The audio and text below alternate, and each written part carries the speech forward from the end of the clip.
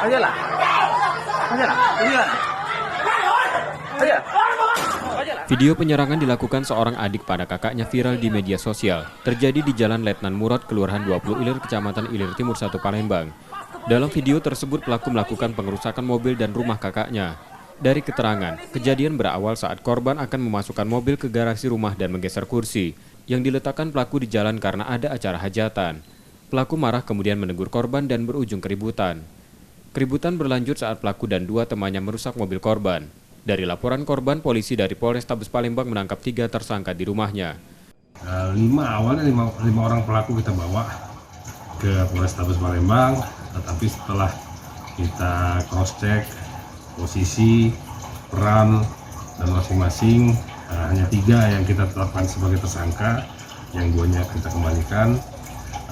Kita kenakan pasal 170 terhadap barang, BB-nya ada mobil yang sempat dirusak. Mereka ini kronologisnya sebenarnya mereka itu bertetangga dan masih ada hubungan keluarga. Ribut di Jalan Murad ya, daerah Jalan Murad itu ya, ribut sempat viral tuh di IG, di medsos lah. Karena perbuatan tersebut, 3 tersangka kini ditahan di tahanan Polrestabes Palembang dan terancam hukuman 5 tahun penjara. Yudi Kiswanto, Kompas TV, Palembang, Sumatera Selatan.